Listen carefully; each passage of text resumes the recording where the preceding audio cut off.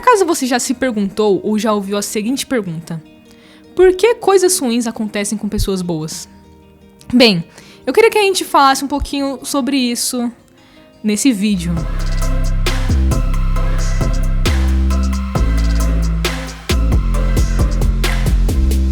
Mas antes de falar sobre essa pergunta, eu queria, na verdade, falar sobre uma outra pergunta que eu acho que talvez a gente deveria fazer um pouquinho mais, mas a gente não faz tanto. Por que coisas boas acontecem com pessoas ruins? Aí, eu queria especificar que, na verdade, eu não estou falando sobre o ladrão que saiu impune ou o corrupto que ninguém descobriu, ou alguma coisa assim. Mas eu estou falando sobre eu e você, que somos pessoas ruins e que recebemos coisas boas. E pra mostrar que eu não tô tirando isso da minha cabeça, e sim da Bíblia, da Palavra de Deus, a gente vai ler Romanos capítulo 3, a partir do versículo 9. Diz assim: que se conclui? Temos nós alguma vantagem? Não, de forma nenhuma, pois já temos demonstrado que todos, tanto judeus como gregos, estão debaixo do pecado. Como está escrito: não há justo, nenhum sequer, não há quem entenda, não há quem busque a Deus. Todos se desviaram e juntamente se tornaram inúteis. Não há quem faça o bem. Não há nenhum sequer. A garganta deles é sepulcro aberto, com a língua enganam, veneno de víbora está nos seus lábios. A boca eles a têm cheia de maldição e amargura. Os seus pés são velozes para derramar sangue. Nos seus caminhos a destruição e miséria. Eles não conhecem o caminho da paz. Não há temor de Deus diante dos seus olhos. Então, Paulo ele começa a sua carta de Romanos discorrendo um pouquinho sobre uma doutrina muito importante que existe na Bíblia, que é a doutrina da pecaminosidade humana. Então, Paulo começa no capítulo 1 falando sobre os gentios. Os gentios são aqueles que não são judeus. Ele vai falar, bem, os gentios não receberam a lei de Deus e etc. Porém, ainda assim, eles são culpados diante do Senhor. Nós somos culpados diante do Senhor. Por quê?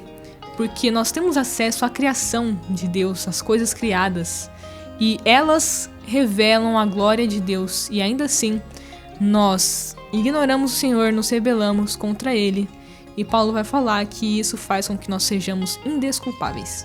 E aí Paulo vai falar dos judeus. Bem, os judeus receberam a lei do Senhor, porém, por não a cumprirem, não conseguirem cumprir a lei, os judeus também são culpados. Se não cumpre a lei, acaba não servindo de nada. E aí ele vai terminar isso que ele está discorrendo aqui nesse texto que eu li, onde ele vai falar, né? Temos nós alguma vantagem? No caso, nós judeus, Paulo falando. Ele fala, não, de forma nenhuma. Temos demonstrado que todos, tanto judeus como gregos, estão debaixo do pecado. Então, inclusive mais do que apenas pecarmos, mas todos estão debaixo do jugo do pecado, debaixo do poder do pecado. Aí ele vai falar, não tem justo, não tem um sequer.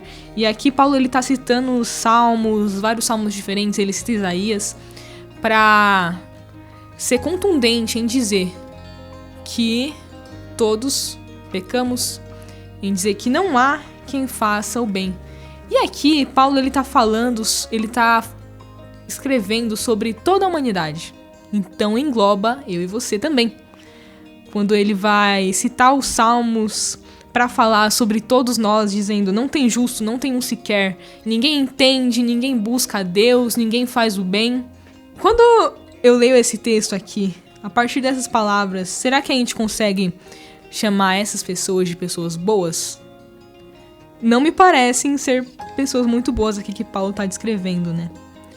E aí a gente pode pensar, mas a gente consegue fazer coisas boas, mas aí talvez você também lembre do texto em Isaías, que vai dizer que as nossas boas obras são como trapo de imundícia. Então, como por Deus ser tão mais santo e tão mais elevado do que nós, o fato é que até as coisas boas que a gente consegue fazer para Ele não surtem grande efeito e não valem tanto assim. Pois bem, então já consegui expor aqui que nós não somos pessoas tão boas às vezes como a gente acha que somos, né? Porém, nós recebemos coisas boas. O fato de nós estarmos respirando, de nós estarmos vivos, de nós termos momentos felizes, já são coisas boas que a gente não merece, que nós recebemos. Afinal, a gente não faz nada para pagar o ar que a gente respira ou para nos dar mais um dia de vida que a gente tem. Tudo isso são dons de Deus, são presentes que Deus dá pra gente. Mas, acima de tudo, existe a graça salvífica, a qual nós também não fizemos nada para receber, mas a gente recebeu. Para falar um pouquinho disso, eu vou ler Efésios capítulo 2, que vai dizer assim: Ele lhes deu vida quando vocês estavam mortos em suas transgressões e pecados, nos quais vocês andaram noutro tempo, segundo o curso deste mundo, segundo o príncipe da potestade do ar, do espírito que agora atua nos filhos da desobediência. Entre eles também nós todos andamos no passado, segundo as inclinações da nossa carne, fazendo a vontade da carne e dos pensamentos, e éramos por natureza filhos da ira, como também os demais. Mas Deus, sendo rico em misericórdia, por causa do grande amor com que nos amou, estando nós mortos em nossas transgressões e pecados, nos deu vida juntamente com Cristo. Pela graça vocês são salvos. E juntamente com Ele nos ressuscitou, e com Ele nos fez assentar nas regiões celestiais em Cristo Jesus. Deus fez isso para nos mostrar nos tempos vindouros a suprema riqueza da sua graça e bondade para conosco em Cristo Jesus. Porque pela graça vocês são salvos mediante a fé, e isso não vem de vós, é dom de Deus. Não de obras para que ninguém se glorie, pois somos feitura dele, criados em Cristo Jesus para boas obras, as quais Deus de antemão preparou para que andássemos nelas. Então, aqui Paulo vai falar que nós estávamos mortos, nós éramos filhos da ira, filhos da desobediência, não havia esperança pra gente. Porém, Deus, como ele começa o versículo 4, mas Deus, sendo rico em misericórdia por causa do grande amor com que nos amou, estando nós mortos, nos deu vida juntamente com Cristo. Ele nos ressuscitou, ele nos fez assentar em lugares celestiais. Porque a gente fez alguma coisa boa? Não. Pela graça. Foi um presente que Deus nos deu, sem que nós sejamos merecedores disso. Se a gente conseguir compreender o quão tremenda, o quão escandalosa é essa mensagem da graça, essa mensagem de que nós recebemos a salvação de Deus, nós recebemos a eternidade com Deus, não porque nós fizemos algo, como Paulo vai deixar bem claro, não por obras, para que ninguém se glorie, para que a gente não tenha do que se orgulhar, para que a gente não tenha do que se achar de graça, é pela graça, é pelo que Jesus fez na cruz. Que a gente não tenha um coração que reclame diante de Deus, que fala, nossa, não acredito que eu tô passando por isso, eu não mereço passar por isso, alguma coisa nesse sentido. Mas que a gente passe a agradecer a Deus, porque, acima de tudo, Ele nos salvou sem a gente merecer.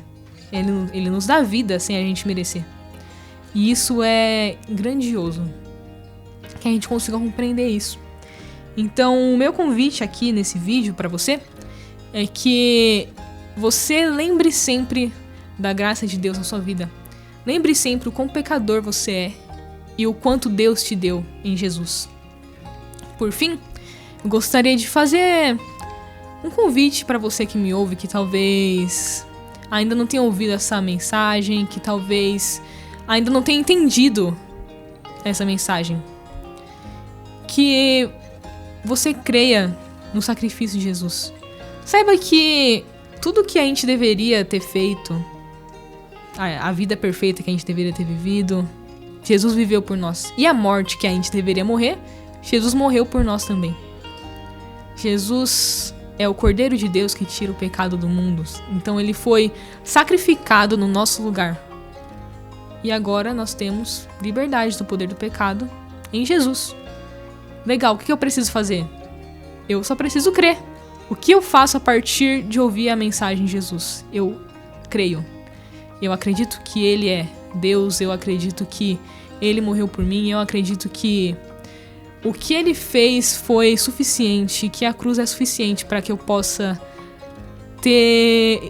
estar de volta com Deus, para que eu possa ter Deus em mim. E aí, a partir disso, a gente consegue viver boas obras, fazer coisas boas. Não porque nós fizemos coisas boas, Deus nos salvou, mas porque Ele nos salvou, nós podemos fazer o bem, nós podemos amar o nosso próximo.